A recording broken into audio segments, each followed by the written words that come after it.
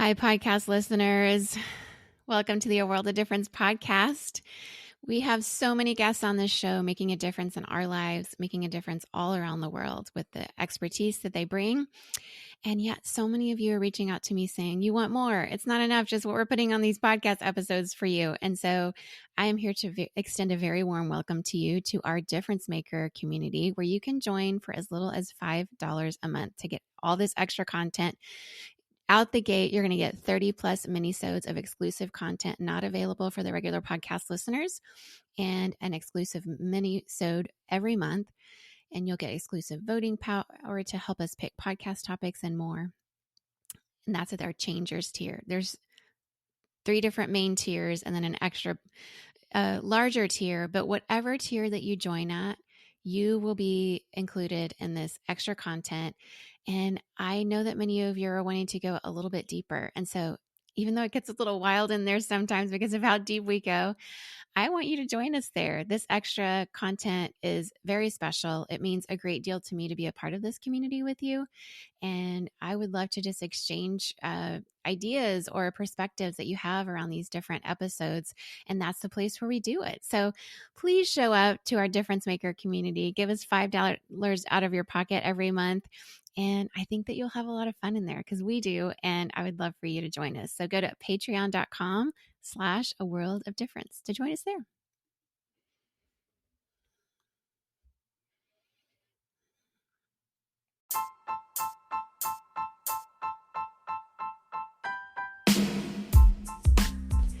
Hello, everybody. This is the A World of Difference podcast, and I am your hostess, Lori Adams Brown. We are listening to episode 3.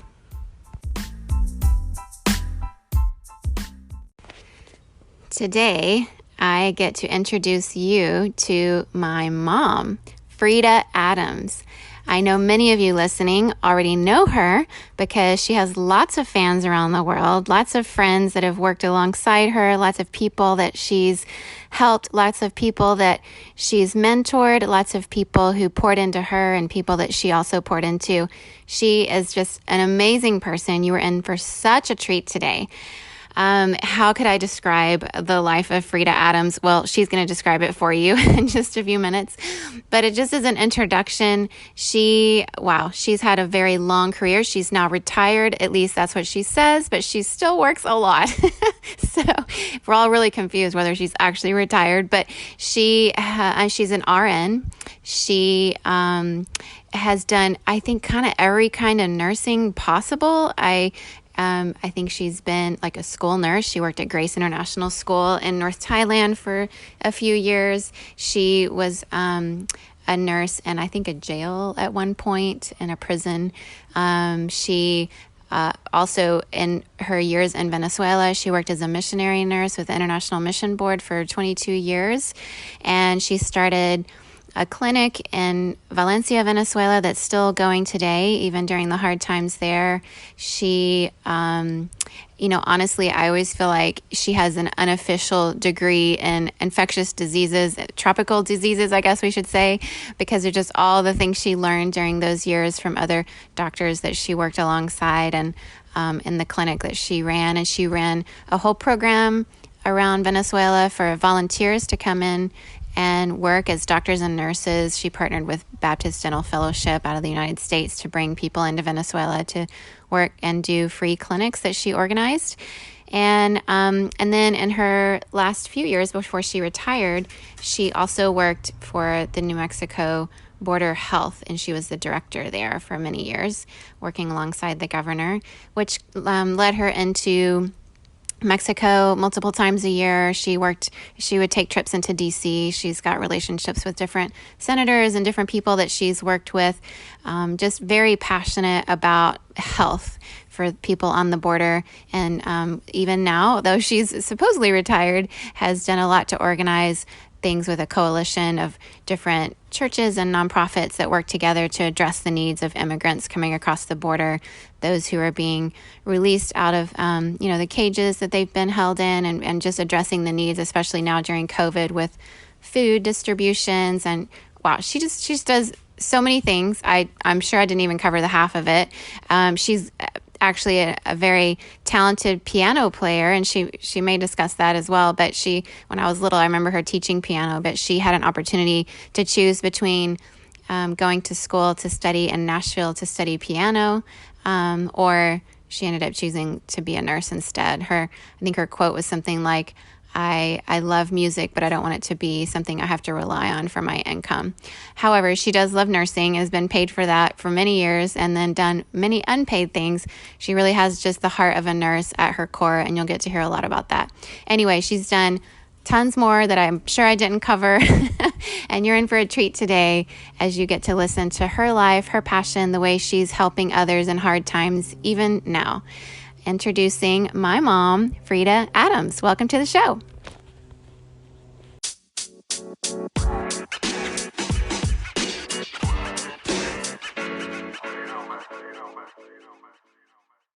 Hi, Mom. Hi. Welcome to the show. Thank you. How's it going in New Mexico today? It's hot. Oh, man. Yeah. Man. It's the desert in August, and we broke a record today. I think it was 106. So, oh, dang. That's really hot. You're really hot. So, looking forward to September and my favorite time of year here. It'll be cool and beautiful. Yeah. Well, it's another beautiful day in the Silicon Valley. It's a little hot-ish. I think we probably hit about 81 Fahrenheit. So, oh, wow. I know, right? So not complaining. Feels really nice. Don't hurt yourself. Yeah. Well, thank you for agreeing to be on the show today. I just wanted to let our listeners hear all about your life and the work that you've done for many years. But I really like to kind of start at the beginning, because I think that people's backgrounds and the way that they grew up, and we all grew up so differently and so uniquely, that it kind of forms the story of who we become. Even the struggles that we face kind of growing up kind of help mold us into the people we are as adults and the difference we want to make. So I just wanted to start with saying, what was it like to grow up as Freida Adams? Well, I grew up in a very small rural community in Western Kentucky, a farming community. Looking back with adult eyes are very different, of course, than when you're living it as a child. So very simple, a lot of poverty. We just didn't know we were poor. Yeah. Just a lot of, everybody struggled, some more than others. But we pulled together. I look back on it now and realize it was a collective community where everybody took care of each other. Yeah. It's just natural as it could be to share resources. If somebody had a need, somebody else or many other people would probably be there to meet that need. And that still actually goes on today in that community. Yeah, that's nice. And yeah. You grew up in a single parent household, because you can tell that part of the story, I guess. Why don't you Okay. Yeah. I did. When I was almost 6 years old, my father died. I was the only child of my parents. And so that was a swift change of life in many ways. We were actually itinerant. My dad was a civil engineer and followed construction. Yeah. So we had a little trailer, pulled it behind our car, and we would just go from place to place. And he helped build the nuclear plants in Ohio and Indiana and Kentucky. And so, we were having a little middle class life going on there. And my dad got cancer from a radiation exposure building the plant. He was dead in 2 years, which just threw Mom and me into poverty. Yeah. And so we pulled that little trailer back to Kentucky and parked it in the yard of her brother, my uncle, and there we were. No life insurance, no resources, and it was hard.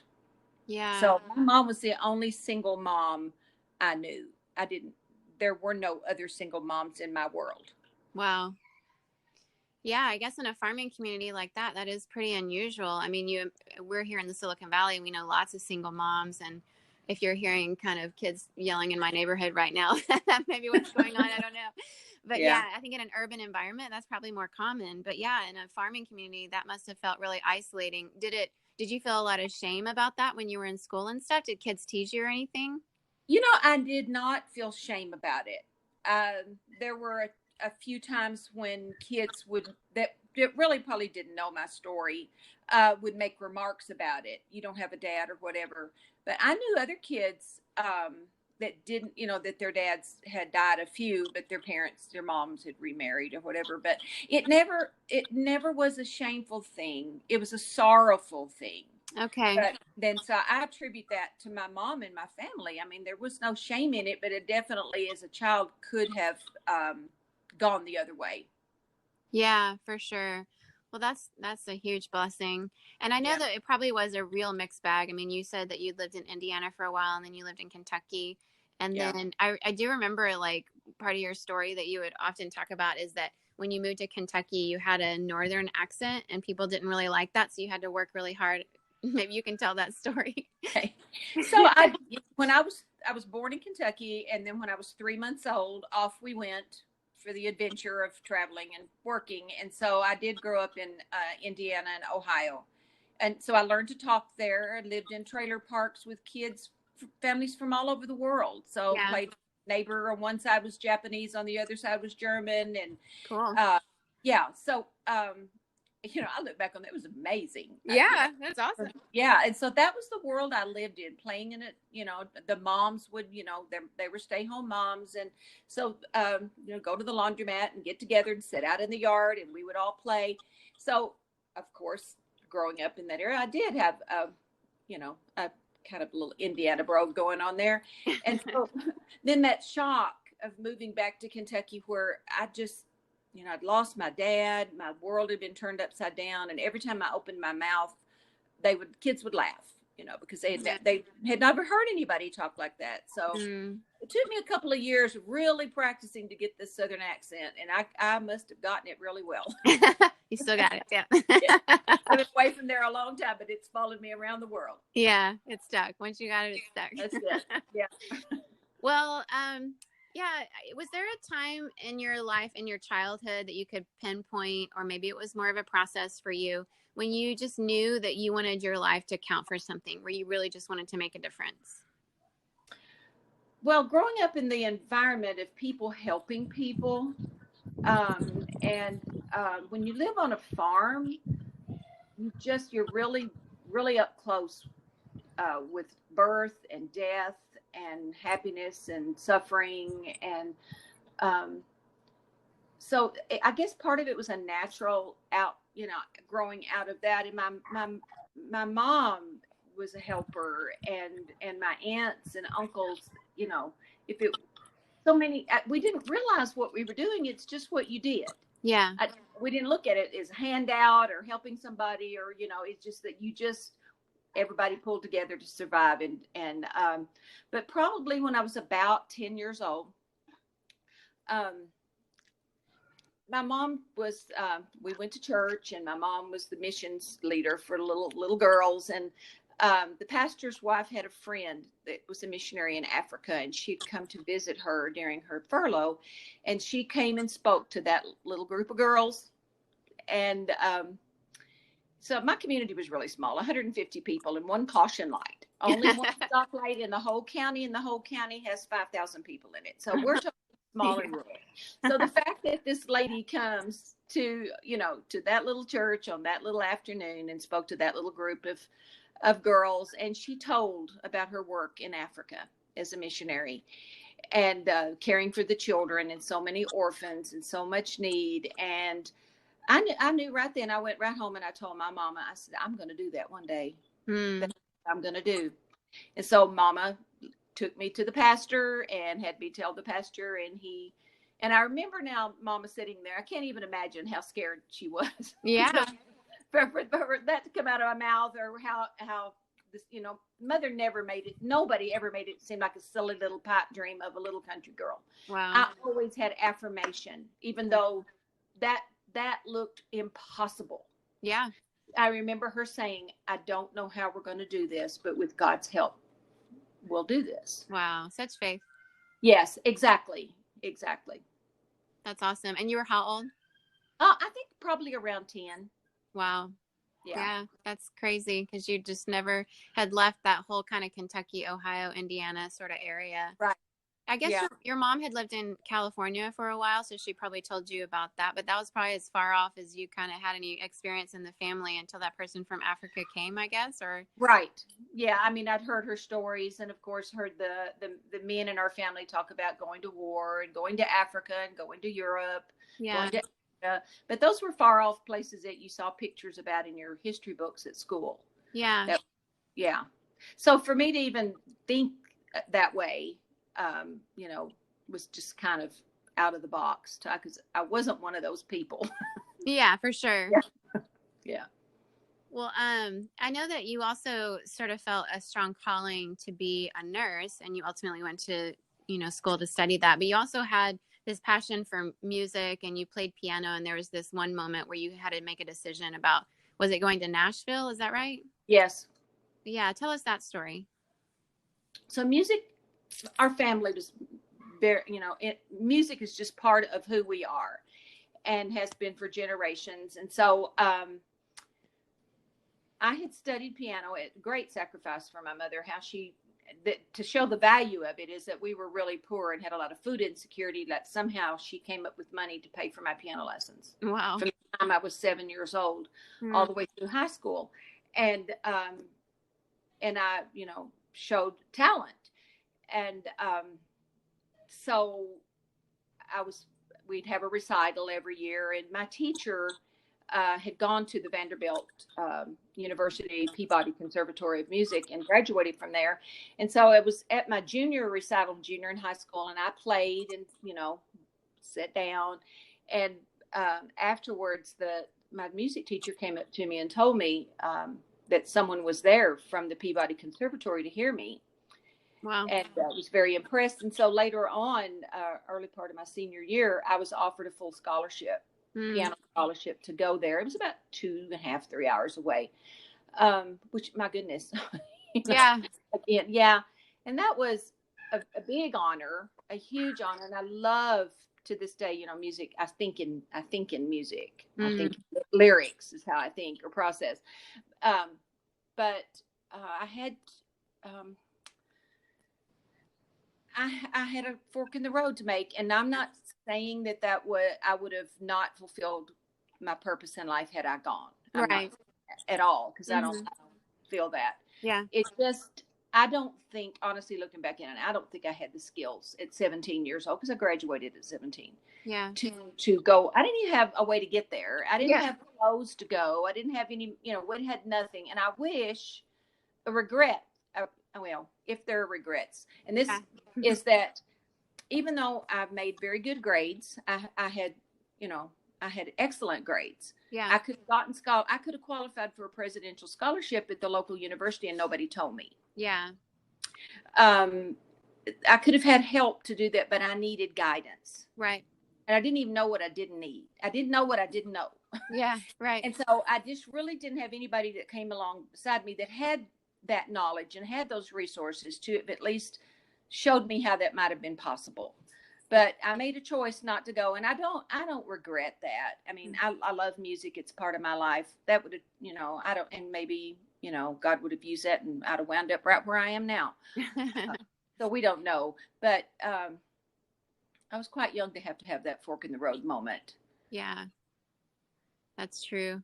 Well, I do remember you saying at one point that you loved music, but you weren't sure you would have loved it if your career and like salary had to depend on it. And I do think those can be two different things. Right. And that's, as I molded over, is only the wisdom of a 17-year-old can do. And that's what I realized, that it was my stress reliever. It was my happy place to go and play the piano. If I was worried or whatever, I could work things out in my head while I played, and that was my joy. Yeah. Music was my joy. And, when my teacher talked to me a little bit about it, you're going to have to play 8 hours a day, and you're going to have, that's all you're going to do. Yeah. And it's going to be hard work. And I thought, I had never thought about music as work. My mom's punishment for me when I misbehaved was to tell me I couldn't play the piano. So right. I was, and maybe, that was a fear that I had, that I really just thought, I don't want this to be my work. I don't want this to be my burden. I want this to be my joy. And I guess I was afraid that I would lose that. Yeah. Yeah. Yeah, that's true. Well, you did ultimately find a work and a joy, which was becoming a nurse. Yeah. And I know that you've done all kinds of nursing. I don't know if I could get the list correct, but I remember you being an OB delivery nurse where you got to deliver babies. I remember you working, of course, at Grace International School as a school nurse, kind of slash counselor because people would come in for other reasons in high school and middle school, I think. But Yeah. also, then you worked in a prison for a while as a nurse. Am I missing? Oh, you worked in a clinic also in New Mexico for a while. Is that right? I did, and I worked in a pediatrician's office. Also, when we would come home on furlough, I would work in your pediatrician's office and do some extra work in the hospital just to keep my skills up when we would come back and forth. Yeah. From, yeah. So, I know that you also just wanted to use your nursing to go overseas and help people in other countries. And so, there's this point in life where, you and Dad were preparing to go overseas together, and he was studying in seminary and you were in nursing school, and all these things were happening. And then it came to the moment of where you guys moved to Costa Rica and to learn Spanish for a year. So, yeah, talk about what that was like when you left the United States and moved to another country for the first time. What were some of those experiences like early on in learning Spanish and another culture? Okay. Well, in that move, and that decision, that fork in the road was definitely, a life changer.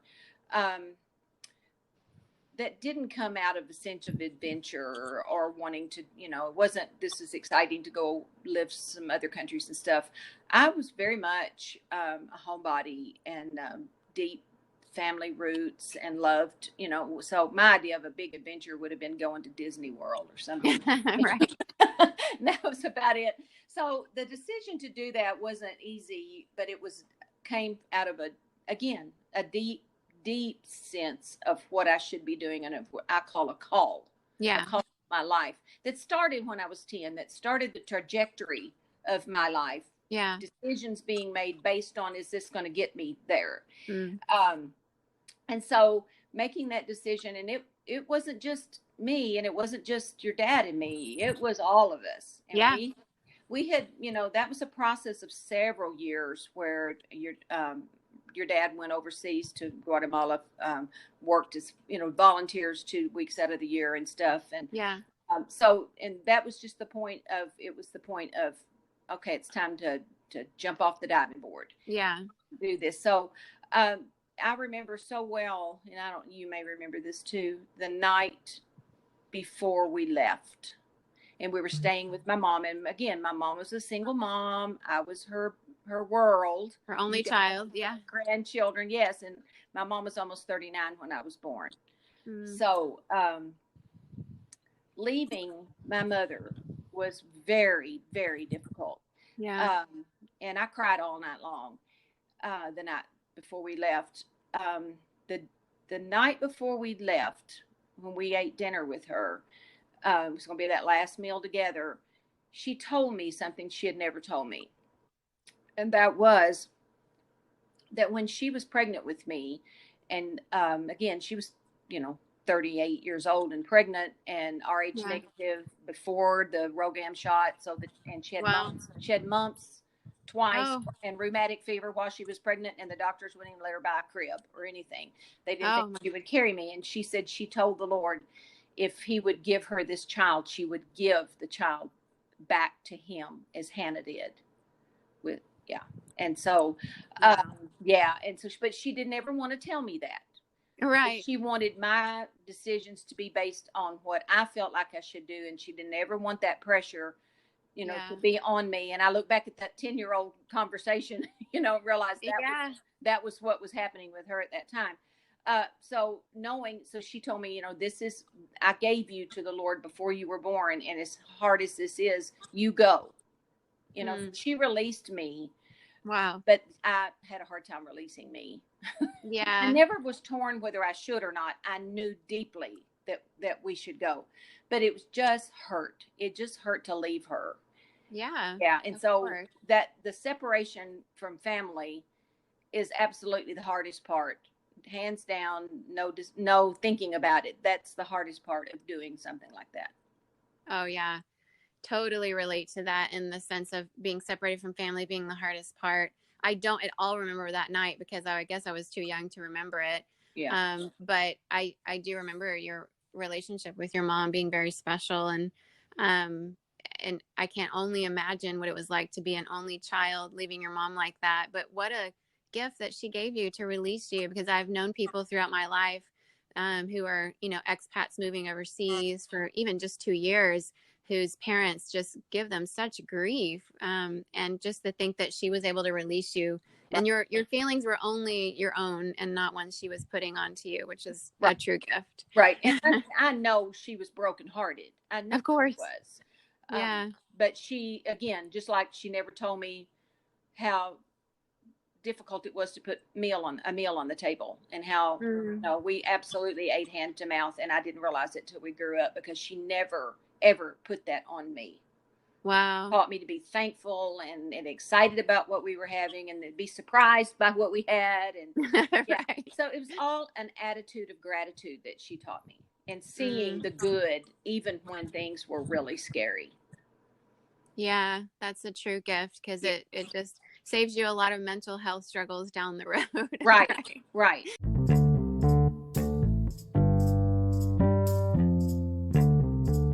Well, after a year in Costa Rica of learning Spanish, you've ultimately moved to Venezuela and spent years there, many, many years. And I just would be curious to know, what are some of your most treasured memories from your life there? The thing that I treasure the most are the friendships, relationships that, the people we met and the people we lived life with became family to us, and remain family to this day. As I was thinking about this conversation we were going to have, that we left Venezuela in 2004. So we've been gone a long time, almost as long as we were there. Not quite, but that still remains in my heart. That's home. Yeah. So when I dream of home, I dream of Venezuela, but it's the friendships and the family like relationships that we built as we lived life together, the good, the bad, and the ugly. Yep, we did. Yeah. And talk about that. So what were some of the good? What were some of the bad? What were some of the hard things that you went through? Well, so I'll start when we arrived, when we went to language school for a year, and then we arrived in Venezuela on the 15th of December to an empty house that, let's just say, it needed a lot of work. And we were never living in nice homes, Right. We were missionaries, and when your salary goes up when you become a missionary, you were poor. Right. So it wasn't that. It was just, anyway, there we were, and the language was so different. We could not really understand anybody. So we had gotten on the plane a few hours before, feeling pretty good about our language skills, only to realize we couldn't understand anything anybody said. So we had a lot of relearning. Nothing, and two little kids that needed Santa Claus, and no way to even get a tree. And, we wound up finding a tree, a plastic tree on the side of the road. Again, getting excited about it. I'm trying to do for you guys what was done to me, and all I want to do is cry. And you guys made paper snowflakes out of new snowflake paper, and we decorated that tree with snowflakes. And we found bicycles and bought you bicycles, because y'all had to give up your bikes to, in the move. And years later, y'all would tell me that was one of the favorite Christmases you remember. And all I felt like was a total failure as a parent. And, goodness gracious, just felt really alone. And some people at our church, we'd only gone there once.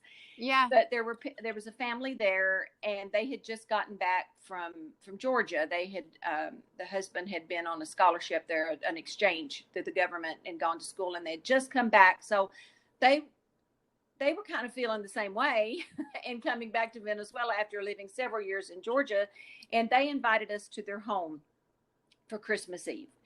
And I just remember being on the verge of tears. I must have been the worst missionary in the world. I couldn't even pretend, but it was okay. They all just loved us, and they took care of us, and just as if we were their own family, and from that moment embraced us. Yep. And taught me and then in several years down the road, I wouldn't have wanted to be anywhere else for Christmas.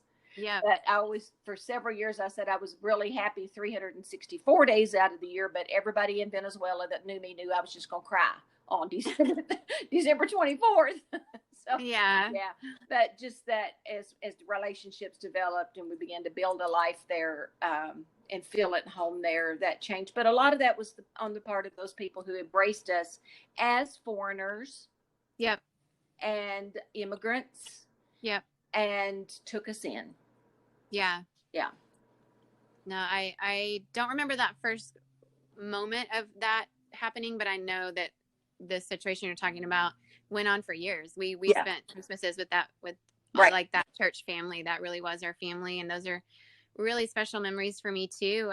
Just being embraced by people at a time when we were all celebrating something we had in common, which was Christmas, even though I'm sure the traditions you had from Kentucky and the ones they had were different. But my memories of Christmas are very Venezuelan in that way. And that we really felt like family with them. And it is such a special thing. Right. I also wanted you to talk about what are some of the most impactful moments for you? Like when you kind of started this Baptist medical volunteer work and you started a clinic in Valencia in Venezuela. What were some of the most impactful parts for you about that?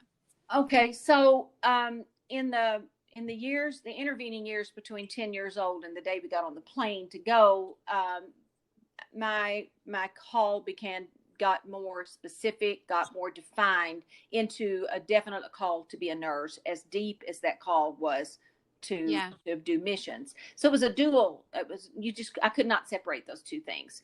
Yeah. And so, when we went through the process with our mission board, and told them that, and then there was a call strictly to Venezuela, and that was just another kind of couldn't get away from, and I didn't know what that word was, where it was. Nothing. Yeah, but in a series of things that are beyond explaining, that became both your dad and me. And so I was told, well, there's no medical work there that you'll be able to do. You'll never be able to work as a nurse there. And I just remember and where we're being interviewed, okay, for our job. Right. So this was, all of it was on the line. And I said, I don't know. I'm not doubting what you say. All I know is God has called me to be a nurse, and he's called me to Venezuela, and he will take care of the rest. Yeah. So in the intervening months after we got there and just waiting to see what God was going to do with that, it wound up, there was a church that had a clinic, and it had one for many years, a little church clinic taking care of people. And the pastor heard I was a nurse and called me and asked me if I'd like to come and see it. And I was so excited. My heart was beating out of my chest. And I went down there, and the long story short is that clinic had started when I was 10. Wow. And they had been, faithfully trying to care for people the best they could, and they needed a lot of help, but they were really faithful, and they've just done. And that clinic operates to this day, and that was in 1985. So, and then 17 or 18 years before that. So they've been at that a long time. So that was such an affirmation to me to know that God had a plan, and he was unfolding that plan, even when other people didn't know. It was okay. And so it was, so the first 3 years that we were there, I based out of that clinic and developed volunteer work where I brought in up to 150 or more medical and nursing personnel from through partnerships with hospitals in the States, a lot of them out of that Vanderbilt University hospital, and did mass clinics to just try to really reach out and meet needs. I grew up in poverty, and I saw poverty in Kentucky, but I had never got face to face with abject poverty. Yeah, they're different. They're different. Yes, they are. Yeah. So I learned a lot in that clinic, and I kind of had my idea was I wouldn't just stay one place, that I would work and build something up, teach what I know, which that's such a joke because I learned so much more than I ever taught. So whatever they taught me, I went, come on, go teach these people over here, because the need was so great. And so during the first part of our second term, the little church that we were actually attending, they had wanted to do that. This church that I had been working at was about the only church that we knew in the area that was trying to do anything in medical and work and human needs. And so we'd had many conversations. A lot of medical students came to the church, and many cups of coffee and at night, and talking in somebody's house and dreaming of building a clinic or putting together this kind of work, and realizing these churches are poor. Okay. Yeah. Right. Yeah. Yep. But there's no resources for any of that. Yeah. Very few resources, but a lot of dreams. And I think that God gives us big dreams. And And so we wound up starting a clinic in this other church and building it, and had volunteer construction teams that came down and helped us build. Yeah. So, and you worked alongside all these like medical students who were in the clinic with you. And I mean, you were seeing all kinds of things like tropical diseases that I always feel like you have an unofficial degree in that because of all that you saw. But what were some of the more impactful stories about being with those medical students in the clinic, and even just kind of what they've evolved into today?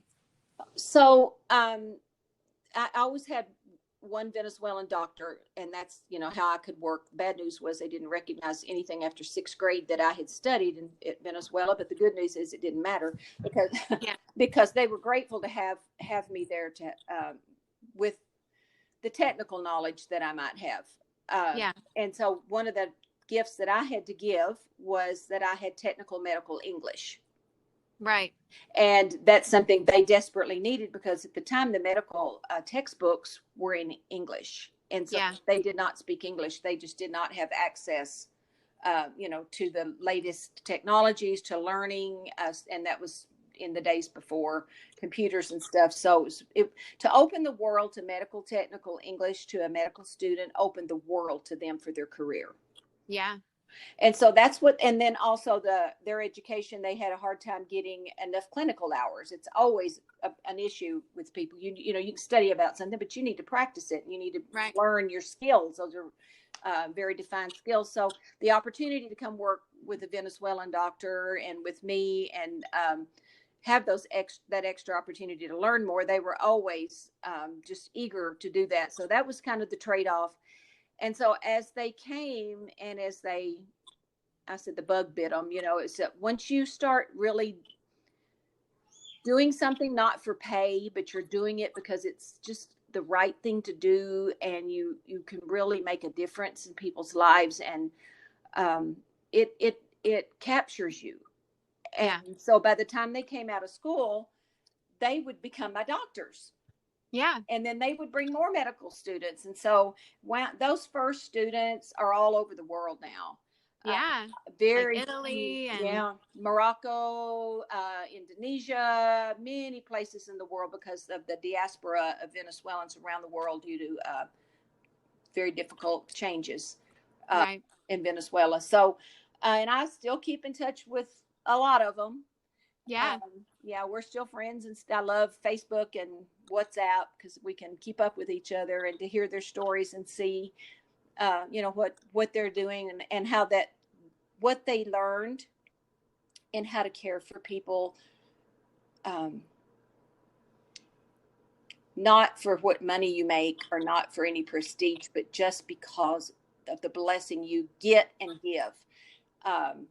And then teaching others to do that, the replicable model. It's wonderful. I'm at that stage of my life where I can kind of, get to see some of the fruits of that.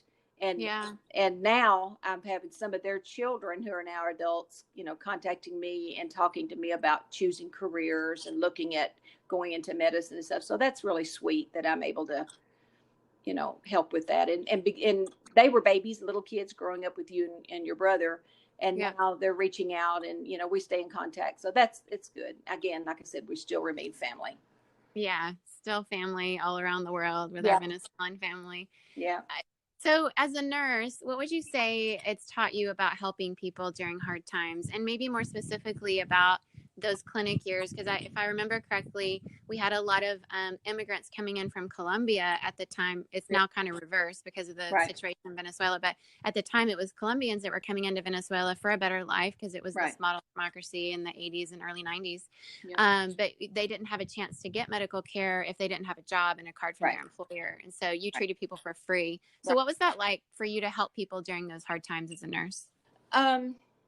Nursing is unique in the way it is a natural bridge into really quick and deep relationship. Yeah. Nursing every year is always named the most trusted profession, and I'm so that is humbling, and it also keeps us at a high standard to never abuse that trust. But you know, you meet someone that you don't know, and they may be extremely different than you, but the need is what is the commonality. They have desperate enough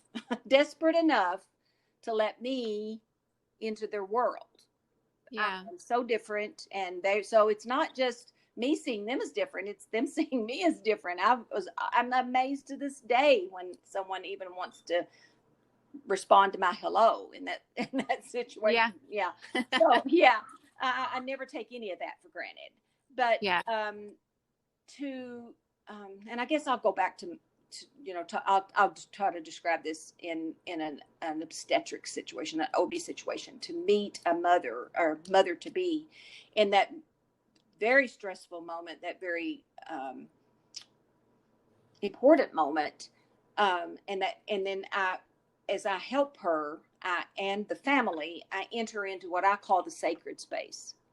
Yeah. Birthing and dying are the sacred spaces. And I just think people have a right to say who's in it and who's not. True. So to be allowed into the sacred space, to accompany them, to comfort them, to hopefully be a reassurance. And my skills are life or death skills. Yeah. And so it's all on the line for all of us. But I'm in baby book pictures in all countries. Yeah, I'm sure you are. Because there's pictures taken and stuff, And so when it's beautiful and it's new life and it's intimate and warm and special, it's wonderful. The most wonderful thing in the world. And when it doesn't go well, it's the saddest thing in the world. But they still need that same level of stepping in carefully, being invited in, caring, and the presence, just presence with people in those moments of life and of death. Yeah, that's so special. It's such a high calling, and we are grateful for all the nurses all around the world right now that are performing just life and death moments, sacred moments with people. And that's just, it's a good reminder that it is such a special calling, and it's a special part of our society. And we're so grateful for all the nurses like you that step in there when it's helping in hard times, for sure, right now. So there's this moment in Venezuela where you and Dad, and then Chad, my younger brother, ended up moving to North Thailand, and you started working as a school nurse at Grace International School for a few years. Yeah. And I'm sure that was a huge culture change from Venezuela to Thailand. And then that job was kind of a different one, right? Mm-hmm. So what was that experience like for you of being in North Thailand and working at Grace? Well, culture shock isn't just when you leave the States and go to another country. Right. Okay. And it'll be just, for me anyway, it's been distinct in each place I've gone. But I think probably, the worst culture shock I think I've ever been is coming back from Thailand to here, to the United States. That was the worst. Right. The second worst culture shock was going from Venezuela to Thailand. And I love Thailand. So it's not that. It's not that. It's just, I guess maybe because I worked so hard and so long to get fluent in Spanish and to build those deep relationships. And we had very deep roots in Venezuela. And we knew we needed to leave. We knew that. For, not that they were running us off. It's just it came to the point politically where our presence was putting people we were working with in danger. So that's time to go. And so we knew definitely, and we felt very confident that God wanted us in Thailand. But it's just the vast difference of, you know, of the two cultures, and then not having a word of Thai, didn't know anything. And I've said if I lived there 1,000 years, I still would not be able to understand. That's such a rich, deep, ancient culture with the levels of, you know, language and respect. And there's all these rules and shadows and shades of culture. It's beautiful. It's rich. It's lovely. But even personal space, and that's probably a good illustration. You know, in moving from the U.S. where it's about 36 inches personal space. In other words, somebody gets closer than 36 inches to you. Now it's 6 feet, but normally it was 36 inches. And then you begin to get uncomfortable just a little bit. You might need to back up. So that space for Venezuelan is about 18 inches. So getting used to that closer, with me. And I didn't realize how much, oh my goodness, I'm sorry. That's my dog. It's okay. I didn't realize. I've got neighbor kids. You've got a dog. Walking down the street. You got kids. I got dogs. I didn't realize how, I guess I just wasn't prepared for that. But I remember really feeling alone. And even though there were, you know, people, teachers from the school and all of that, but just feeling, I just felt I couldn't, people were unapproachable. You know, they don't look you in the eye, and, you know, eye contact is so important in our culture. And that was a commonality with the Venezuelan culture. And I remember one day, it'd been about maybe 3 or 4 months after we got there, and I was downtown in the market, and I walked out of a coffee shop, and there stood 2 people that I'd known in Venezuela. Oh, wow. And I didn't have a clue they were coming, and they were actually North Americans, but we had lived together there. And we just threw our arms around each other. She was probably feeling the same thing. Yeah. And we just hugged in the street. Well, boy, that, you know, people didn't know what on earth was going on because there was a formal culture. It's weird farangs. Yeah. And it was all okay. I just didn't care if I broke every cultural rule in the world. I just needed that so badly. And then, you know, we were there 4 years, and I was, you know, in an international school. It was English language school. 28 nations represented in that school, and 1/3 of the student population was Korean. Yeah. So trying to learn Thai, other than for my own benefit, would really not have been. That would not have been the best use of my time. If I was going to have learned another language, I would have learned Korean, because the mothers.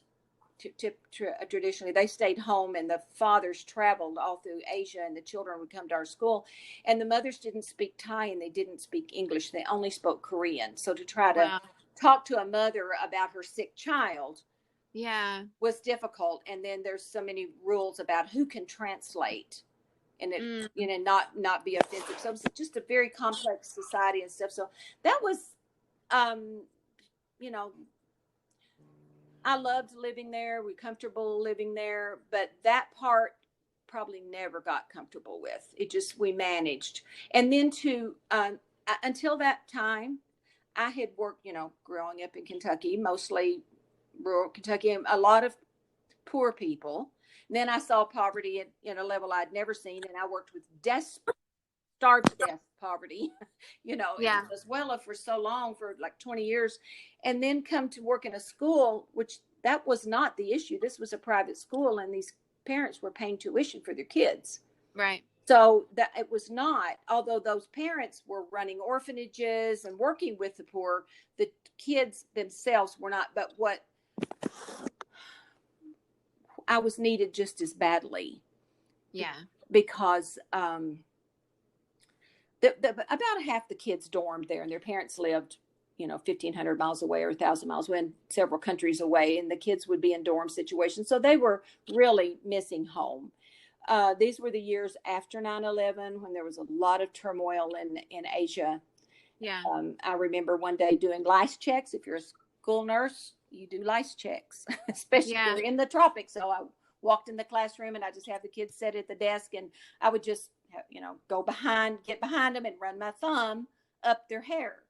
And as I did that in a little 2nd grade class, this little 2nd grade boy, and I run my thumb up his hair, I saw scars all in his scalp. Oh. And I looked to this face, and they had been in a bombing, in a church bombing, and his mother had nearly been killed. And Wow. yeah, a lot of people were killed. The children survived, but that was the scars from the wounds. And so trauma, a lot of trauma. So the kids that would come to school there had lived through trauma of war. There was a whole school that evacuated from Pakistan and came in, and those kids, they were attacked by terrorists, and their teachers brought them 2 weeks over the mountains, kind of like Sound of Music, going over the mountains, where they went over the mountains in Pakistan and got out. And they all wound up coming to Thailand to go to school. So tremendous trauma. Yeah. And so they needed me.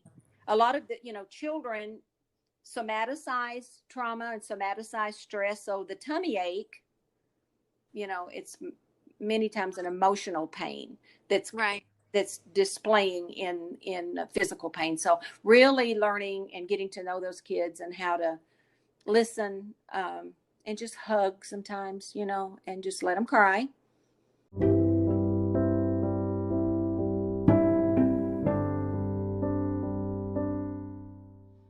Yeah. Yeah. Well, I mean, I remember you telling me those stories. And then after you left Thailand, even my years in Singapore, I would run into people from that school in North Thailand on occasion. And I always got people asking me to put in a word for you to come back because I think you really were more than just a school nurse. You really were like the counselor. Like you said, those tummy aches and headaches were often more than just that. And you got a chance to be in that sacred space with a lot of students who have gone through a lot of traumatic events in their lives. And that's just really special. I know a lot of those kids are grown and married and out of college now. And you played such an important role in their lives. But you did ultimately leave Thailand and you moved to New Mexico and you worked in a clinic for a few years. And then after that, you became involved in the border health. So I'd love for you to talk about what your job was and what you did during those years and what that meant for you. Okay. So the irony of all ironies was me ever working for the government, any government. Yeah. It's just not on my bucket list. Right. I've collaborated with, everywhere I've been. I would always work with the public health officials, work in tandem with them, try to help them meet their goals. I never tried to go in and make my own plan in other countries. I think, that's why the relationships could be so deep, as I tried to help them and amplify their work and never to overtake it. And like I said, I was the learner, not necessarily the teacher, but coming here, and it just dropped in my lap. And I was kind of stunned for the first year that it even happened. But so I became the director of the New Mexico Office of Border Health. I'm pretty sure your California audience may or may not know this since they're not in Southern California, but every state along the U.S. border, which there are 4, all have an office of border health. And they're within that 100-kilometer space between the U.S.-Mexico border. North of the border, and then there's on the south side of the border, there are 6 Mexican states, and they all have one, and all 10 of those states form the U.S.-Mexico Border Health Commission. It was actually signed into law. It's working nationally. It was set up for working on environmental concerns, but became much more than that. So the border is unique. It's a unique culture. It's its own culture. And the premise behind even setting this up is that in that 100-kilometer space, north and south of the geopolitical line that separates 2 countries, even though you go in 1,500 miles from California to Texas, in 2 countries, 10 states, that little band has more in common in many ways than any of those places have with the rest of their state or the rest of their country. It is unique. A lot of crossing back and forth, cultures not just interact, but cultures it's kind of one culture. They love saying somos un solo pueblo, which means we're only one people. So they share common health concerns, including, maybe genetic things, diseases. The prevalence of diseases can be very different. And so if you're not pulling out the border and looking at the border specifically, and you're just looking at the whole state's numbers, you will miss something really, really important. Hmm. Poverty level is so much higher, tuberculosis. But then there's some positive distinctions in there too, in that the Right. suicide rates are much lower. Wow. And so you want to look at things like that. You want to look at why is that? Because they are poor, they do struggle a lot, homelessness, um, food insecurity, job insecurity, lack of education, many times not running water, Yeah. really tough stuff. Right. But yet, what is it? What is it that's different? That means their suicide rates are less. Yeah. Yeah, and so a lot of research, a lot of looking at things like that, so that we can learn from that, and also address key common public health concerns. So my job on the border was to be the eyes and ears for the Secretary of Health and for the governor, because they're in Santa Fe, they're 4 hours away, and life is really busy. And if you're not paying attention and not here, you're going to miss that. So, Yeah. so that's basically what I did. I was part of the Department of Health, and so we did a lot of outreach, training, trying to build capacity for community health workers, take education, try to help with access to care, um, all those things to try to address some of those issues. Yeah, it's so cool. It's so fascinating. It's just such a unique thing. And it was such an incredible experience for you to be able to be involved with. I know that during those years, you were able to have just like a lot of really cool experiences of meeting people, even in Mexico, different counterparts I know that you've been friends with since that time. And you actually even were called on the phone, I guess, by President Obama and even Vice President Joe Biden at the time. And Yes. just got to go to Washington, D.C. for different things, and you've interacted with different senators. So I know right now it's such a weird time, and it's such a bizarre moment that we're facing.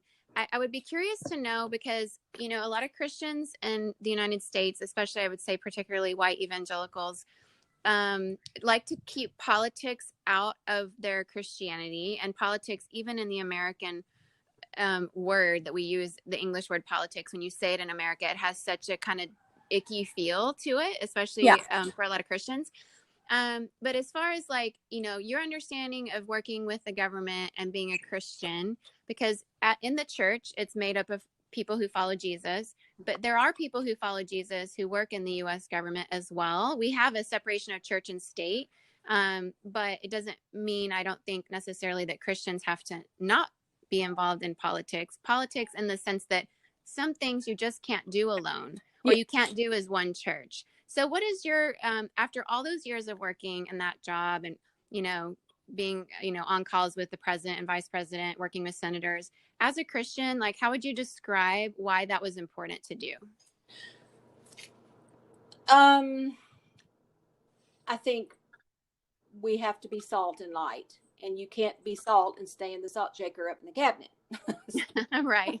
So so being involved, being in the world, being in situations, and the commonality is churches traditionally have been want to help people, want to improve people's lives. I mean, that's what we do, this life and the life to come. Yeah. And that's government's responsibility too. Yeah. So finding ways to work it, and I learned a lot too. I grew up in the 60s. We didn't trust anybody. Yeah. You were that generation. There's been a lot of disappointment, a lot of a lot of really bad things happened during those times. And so Yeah. But my surprise and joy was finding over and over great Christians who were choosing to live out their call through government service. And, I remember when I first came back from my first meeting, because I had to go to Santa Fe. And Santa Fe is the capital of New Mexico, folks. And so I went and I came back to my husband. I said, I found them. They're all in public health. Many of them have gravitated to service in those kind of areas. So it wasn't just public health. It was all kinds of different areas. And wherever I went, whether it was in Mexico or whether it was in Washington, you know, I've been so blessed to have have time, because I've made my mind up a long time ago. You know, I don't go around preaching to people. I don't do that. I hope my life is my sermon, but Yeah. I will not deny who I'm serving. Yeah. No. Yeah. And so if those conversations come up, and they do frequently, Yeah. if you're open, they'll happen. And sitting at the table with a governor, or sitting at a table with the Secretary of Health, or sitting with high level officials in both countries. Yeah. And having them, we're on WhatsApp, and having them share prayer requests with me. I mean, my precious Mexican public health friends, they have lived in constant danger through their work. And I had them tell me some horrific stories of what they've lived. Wow. And so, but to have them text me, or see me and pull me to the corner to share and whisper prayer requests that they have, and things that they've endured, and things. And so, but to see them again, you just find people who love the Lord in the oddest places. Right. Yeah. But that's been really my blessing, that we could be encouragement to one another. So, I do think people who have faith, people of faith need to be involved, because I'm going to tell you right now, there's not enough money that would have ever paid me. You could have paid me $1 million a year, and I would not have stayed in Venezuela and left my family back, left my mama for money. Nope. No, there's not enough money.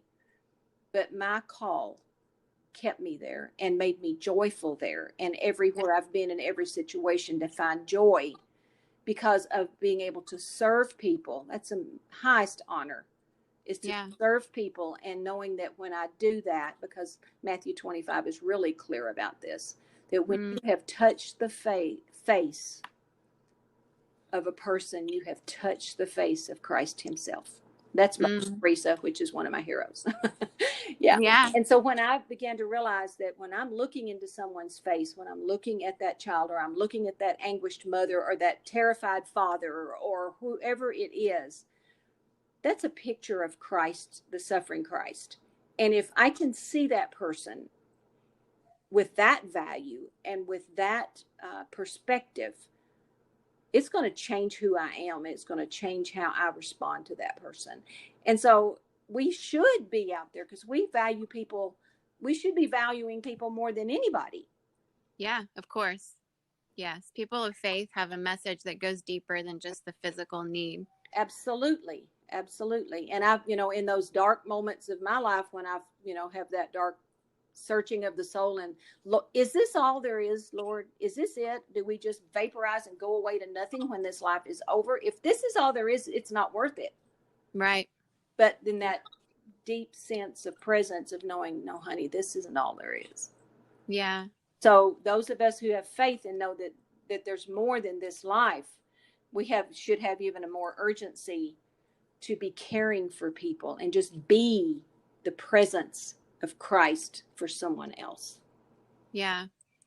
Well, you have certainly shown that to so many people, and you're supposedly retired, but you're so busy doing other things. So I'd love for you to share with all of us what you're doing in retirement, which is a lot of important stuff with immigrants on the border and feeding people. And so, just describe what you're involved in now. Okay. So I'll back up to the fall of 2018. I'm busy and loving my job. Loved that border health job. Okay. So, and if y'all will remember what was happening, I'm in a company, children started coming over right after I started work in 2016. And so the growing number of asylum seekers that were coming across the border, and I was part of my job was to kind of help the church shelters see what's going on, let the governor know what's happening. And so just being involved in that. And then it came to the point where I thought, well, I can do this at night.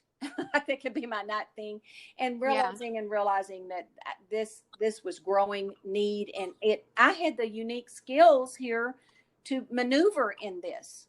Yeah. because of my experience and just, I remember clearly heading out from work at 5 o'clock from the door, and God just said, "You're spending all your time on things you can't change, and you need to spend all your time on what you can change." And I knew right then I needed to quit my job. So I quit my job. That you left. I left. But the nice thing about it is I still worked with all the same people. Right. Because I wound up the state of New Mexico working with me and gave me a mobile medical unit and sent me doctors. And to this day, I'm still working with them. So I got into it because of the need of just vast numbers of people coming, which led to, between March and September of 2019, last year, Las Cruces received over 17,000 asylum seekers into Las Cruces to house, care for, and get them a bus ticket and get them to their sponsors. So heavy responsibility. These people were all but dead, many of them from dehydration, exposure, and exhaustion, and came, really desperate need. So and then after the government policies changed and that remain in Mexico, or the migrant protection protocols came into being, then they were stopped from coming over. Well, that didn't stop them from coming up. They're running from violence and cartel violence, and they're coming, but they're being stopped. So the south side of the border over in Mexico, with all my friends on that side of the border, had a problem on their hands. And so now I'm helping the same people. I'm just helping them over there. So on the other side of the border. On the other side of the border, as churches and schools and other nonprofits have set up shelters and just trying to resource for them, send them, that people, I just know people, and they just help me. That's all and the resources just come. I don't have anything. I don't have any money. I don't have anything, but it just comes. And coordinating different churches here. We started meeting together just to coordinate airport runs, and now we meet every Wednesday. And since the COVID situation, I have been involved in food distribution through the CARES Act, and that's that federal act that was to provide money for people during this time. And so buying the farmers' crops in the field, and then boxing them. And so I get a trailer truck every Tuesday afternoon, and I'll get about 45 or 50,000 pounds of food, about 1,700 boxes or more. And then we share that out, that in bulk on Tuesday afternoon to churches and schools and nonprofits that will go out into their communities and share that with them. Then on Wednesdays, our church also is one of those recipients. So on Wednesdays, we're giving to families, and we'll give 200 to 400 boxes of food just to people in the community. People are hungry. This is not new for here. I've already described the border. New Mexico is the number one in food insecurity in the nation. Child poverty, our well-being numbers 50. We're on the wrong side of every graph that measures the well-being of a child. And so we were in bad shape before, and people are really in bad shape, needing help. But we're able to give them about 25 pounds of fresh produce. They're so happy. They're so grateful. And for 1 or 2 days, they're going to have good food. And so that's not, when you look at it, maybe spitting in the wind. It means everything to that person. And it's the love and the care and the concern that goes with that box when you hand that to that person.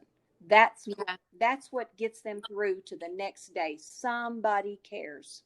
Yeah, it's the hope. It's the hope. Within the Absolutely. Food. It's hope. Yeah. It's the most important. I've always said the most important thing we give is a smile. I used to say a smile and a hug, but we can't do the hug now. Right. And now we smile with our eyes. Yeah, that's true. That's what we've got, the masks on, and our eyes are smiling. Yeah. Well, I know that, you've had so many incredible opportunities throughout your long career. I know here, kind of toward the end, you were even, I guess there was some UN organization that flew you to Laredo to speak to their workers. And you've, like we mentioned before, you've been in DC, you've been in Mexico with different people. You've worked for the governor. You've had, I guess there was one point where you almost went to The Hague to present something you were working on in in New Mexico. So I quit my job. I quit my job to get to go to The Hague. That's right. So as you look back, what is something you would say to somebody who was considering, wanting to help others. And even, I guess the question would be, what does it mean to you specifically to help others in hard times that they're experiencing? It's and I know this sounds trite, but it is absolutely the greatest blessing that I have ever received. When people thank me for what I do, it's embarrassing. I'm uncomfortable because I get so much. Yeah. I would never not want to do this. I would have never wanted to miss this. I would have missed something phenomenal. As we were looking at going to Venezuela, and this, it was several years of process and preparation and stuff, all I could see was the sacrifice. Taking my two children away from their culture, away from their grandparents, taking their grandparents' grandchildren away, leaving my friends, leaving a great job that I loved in a hospital that I loved. All I saw was sacrifice. Looking from this side, all I see is blessing. Well, you certainly have that perspective, and it's just encouraging to hear. We all want to get to that point at your age to be able to say that. And you're just such an inspiration, and you work really hard to help others and to pour yourself out for others. But we are asking people in this series a couple different questions. One of them is, are there any resources you would point people to about helping others? Maybe it's books or authors or people you follow, or music, or just any resources you would recommend to our listeners about helping. And of course, I'm old, so those have changed through the years.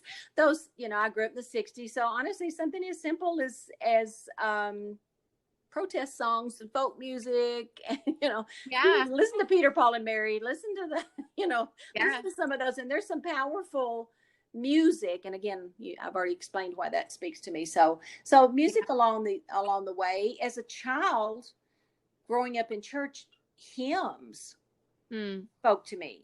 I took those really seriously, and I still do, to let my light shine, and to work for the night is coming, and trust and obey, and all of those. It taught me really good principles. And I know we don't do hymns much anymore, but if you ever get a chance to just do that, even if you're just reading them or something, there's some really good inspiration in there. So music has always been a part. And now, of course, I love all kinds of music. So I love everything that's, when it's coming out now. I love Hillsong. And so all of it, just turn the radio on and just listen to some good music that's going to inspire you. It doesn't necessarily have to be religious music. Look for inspiration. I think, some artists speak out of their own soul.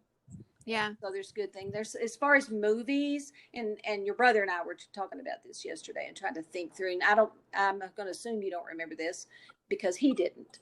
But back when you all were little, before we went to Venezuela, and it was that time when we were going through the process, the TV series Roots came out, and that was sequential nights. And I mean, it just stopped the nation as they watched that. And I grew up in the South, and I've heard the stories of the lynching, and I've heard the stories of slavery and suffering and depression. I'd heard that. But to watch that impacted me in a way that I've never gotten over. Yeah. So Netflix or something, try to watch that series. And then Amistad. Oh, yeah, it's a good one. Yeah. And that was one, later on, that was probably in the early 90s. And I know the school, we were doing some stateside time in El Paso, Texas. And the school that Chad, your younger brother, went to, they shut down the school and bused the kids to the theater to watch that. It was that important. That probably didn't happen everywhere. Yeah. But we're on the border. Yeah, that's and right. So It's those situations of like that spoke very deeply. So look for things like that. And so if I just looked at an author whose writings have just inspired me and continue to this day and all my life, has been the writings of Martin Luther King's and the sermons of Martin Luther King. If you get a chance to, I read the letters from Birmingham jail every year in January. So yes, to remind me of why I do what I do. Yeah. And then anything you can read or see about Mother Teresa's life, such an humble little woman. I think she was 4'10", nothing in the world would call beautiful. And, you know, God just gave her a deep call that was very controversial. Yeah. And changed the world, really. Yeah. And, you know, the day she stood on a box at the United Nations and spoke at the United Nations and took her little finger and put it in the face of world leaders and shamed them. Yeah. And not doing what they should be doing. Nobody gets that kind of power from themselves. No, certainly not. Yeah. And she was very open with her struggles. A later book that she wrote on her own depression, where she went through 2 or 3 years where she didn't know if she believed in God. Wow. Yeah, even after all her years. But I think that probably was some burnout stuff. So anyway, you know, none of us go around with a halo on our head. No. We all are just ordinary, common people with a very extraordinary God. Yeah. Well, that's so true. And as you talk about burnout, the other question we're asking in our series is, because helping people in hard times can really take it out of us. And so what do you do for your day off, or how do you rest to get margin? So you won't be surprised when I say this. I have a little Shih Tzu, and I always have a stress about. I'm gonna go home and pet my dog. But you know, just something that's just pure love, and just all the cares of the world. She doesn't care what's going on. I can walk out the door to get the mail, or I can be gone a week, and I'm going to get the same greeting when I come back in. So, you know, reminding of that innocence of just pure love. I love to listen to music. If I'm usually, my ideal day off would be around water, but I'm in 1,500 miles from a beach or an ocean, so that don't happen. But all the sand, but no water. Yeah. So now it's, you know, we're 2 hours from the beautiful mountains of New Mexico. So sometimes we'll get up and go on, you know, drive up there and spend the day, or maybe spend the night, and just get out of the heat and enjoy getting somewhere different. If I just need a mini break, I'll drive down, because I do live downtown. But you drive 4 or 5 miles out, and we're in pecan orchards, and where the trees, you know, touch each other across the small little road. And I say, I'm going to go visit green, or just visit, you know, dirt, and just to change that up, and just to let that speak to me, and let the nature, if all you see is the horror and the pain, every day could just destroy you. Yeah. And in an ever-changing world full of hurt, there's an unchanging God. And every morning, I'm thankful to wake up. Now I'm thankful to wake up and not have COVID. Yeah. But, you know, thank you that the sun comes up. Thank you that the oceans still ebb and flow. Thank you that rain still come. That constance that reminds us of something far beyond this very short dot in eternity, which is our life. And if I can, I try to turn the phone off. If things are really stressful, I'll watch silly movies like Oh Brother, Where Art Thou, which is a visit to my childhood. Right. I know all the songs, and I know relatives of all the characters. So, and then we used to watch Three Amigos, just something, you know, something silly. Make you laugh. Yeah, something silly that I want to laugh, and I don't want to cry. I don't want to cry through this movie. I don't want to have to think about it. So just allowing myself permission to step away. Even Jesus stepped away. Right. Yep. And then, you know, our pastors taught me a lot about this too, about burnout. And he says, you know, if you're working and you're not in relationship, if you don't keep that relationship fresh with Christ, that's where burnout comes. That you're just working, but there's no joy coming back in. Yeah.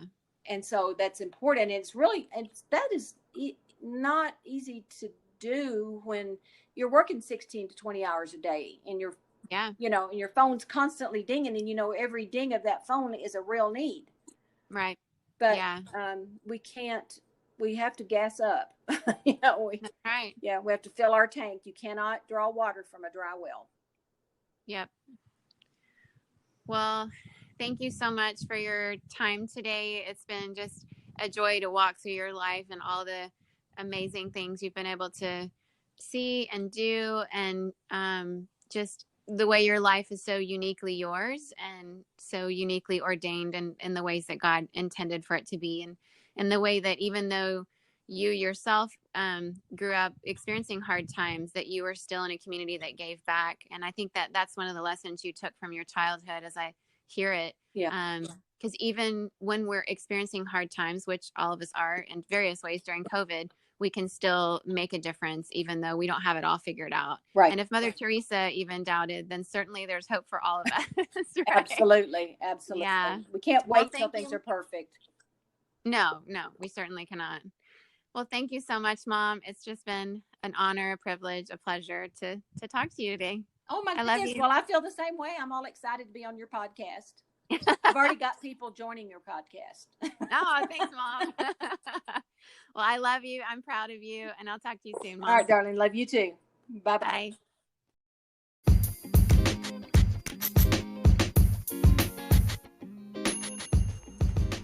Isn't she just the best? Oh man, don't you just wish she was your mom? She is such an inspiration to me. I'm so blessed to be Freida Adams' daughter, just to watch her from, a front row seat in her life and the way she's blessed so many people in so many countries for so many decades now. And the way she just wants to always help others. She's just a helper by nature, both with her actions and with her words and just the way that she is. And really, it can just also coordinate all kinds of situations to help others get on board. And she just has so many gifts and talents. Just her wisdom from so many years of just faith and trust in God. And just also the way she has just not only had these ideals that she lives by, but the way that she actually lives them out is she's more than just talk. She actually is very much action. And I don't mean just action in a broad sense, although that's true, because she's obviously had a large platform in the last few years in particular with the jobs that she was doing, but also even on a small scale. She's very macro and micro in her abilities to make an impact, and also just very relational in the process. She's a good listener. She's not necessarily a counselor by degree, but she's just one of those people that people tell her their problems because she listens and she cares. And so I think there's a side of her that is gifted at healing, both physically as a nurse, but also just with the healing posture of a friend who listens and cares and can give good advice. And so I'm blessed to be her daughter. My kids are blessed to be her grandkids, and she's that kind of grandma that texts them now that they all have phones, checks up on them, and they love talking with their nanny by text. And so yeah, she's just amazing, and I'm so glad you guys got to meet her today on the podcast. I hope that this sparked some more thoughts and conversations for you with your own family members, your own friends. Maybe you're thinking about someone today that you haven't reached out to for a long time, and it's COVID and there's no reason to be on another Zoom call because we're all really zoomed out. But maybe it's just a phone call or a text or some way to say that you care. We actually got this box of cookies today delivered to us from someone who is just really sweet in our church and just wanted to bless us with this box of gourmet cookies, and it's just really thoughtful. So yeah, those little things can make a difference in the lives of the people that you care about. And so hopefully today, whether your aim is on the level of Mother Teresa or Freida Adams kind of impact, or whether it's just something small that you're feeling led to do, I hope that you follow that prompting that you're feeling right now to just step outside yourself and show some act of kindness, some word of affirmation, some prayerful thought towards someone. And then if you feel led to do something even bigger, to organize the way that Freida Adams is doing and on the border, of the U.S. and Mexico to have, binational efforts going. That's amazing, and that's huge.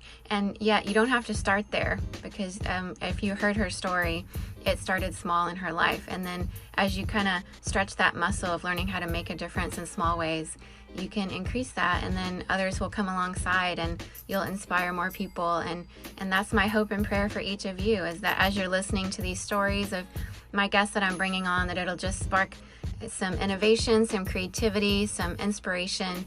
And these times right now where, I don't know about you, but my kids are going back to school online, and it's super weird. Doesn't feel like the big shebang that we're used to. I drove my kids through a drive-through pickup for a plastic bag full of books.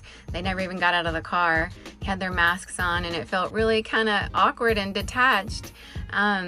But at this time of feeling awkward and detached and behind masks and behind screens, and this seems like it's going to be the new normal for at least the next little while, I'm just hoping this podcast inspires you about ways you can connect, and you can find community, and you can make a difference in the lives of other people, because I believe all of us have those opportunities every single day. So I hope this inspired you, that Freida Adams' life could give you some creative thoughts about the ways that you can spend your days. And you are also not going to want to miss next week, because I get to interview my dad, Dr. Ron Adams, who has many decades of experience making a difference in many countries as well. He has just so many fun stories to share. He's the oldest of 4 boys, so he kind of grew up at a young age just leading, and he's just such a leader and a mentor to so many people. He's a true inspiration to me and my biggest fan, and so blessed to be his daughter and just to watch him and learn so much leadership lessons from him throughout my life. So you're in for a super big treat. He's been a pastor, a missionary, a chaplain, 2 different kinds of chaplains. Currently he's working as a hospice chaplain, and that whole experience during COVID is really just so impactful and meaningful. So please tune in next week to hear from Dr. Ron Adams, and I hope all of you are being different and making a difference all around the world this week. Bye.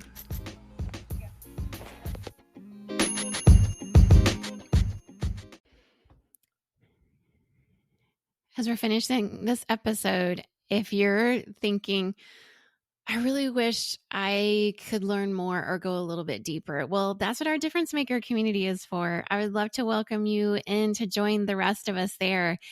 Once again, it's only $5 a month to join, the price of a latte at your local coffee shop. You can join at our Changers tier. Difference Makers is a community that really means so much to me. It's very special because each time I have a guest on the show, I record something outside of what we give to just the regular podcast audience, where we go a little bit deeper, and then I post those video episodes in this community and we can discuss them. But also at the very beginning tier, which is our Changers tier of this community, you'll get exclusive voting power and help pick podcast topics that give us more of what we want from your perspective. You'll have access to exclusive 30 plus mini-sodes that aren't out there for the general public. And you'll get every month an exclusive monthly bonus mini-sode. At our Groundbreakers level, which is $10 a month, you can join and get all of that, but also priority access to submit questions to the podcast. And you'll get an additional 2 exclusive monthly bonus mini-sodes. And at our Trailblazers tier, which is $15 a month, the price of 3 lattes a month, you can get all of that, plus also 3 exclusive monthly bonus minisodes, and a patron shout out. So I would love for you to join us at any of those tiers. It'll help you come into this community, be in the midst of all of us, other difference makers, and we'd love to hear your perspective. I certainly would. It's a place to engage more with me and the audience around what you like, what you're resonating with, and once again, go deeper with each of our guests. So please join us in this membership community. I would love to hear your perspective and love to share this extra content with you. So show up at patreon.com/a world of difference.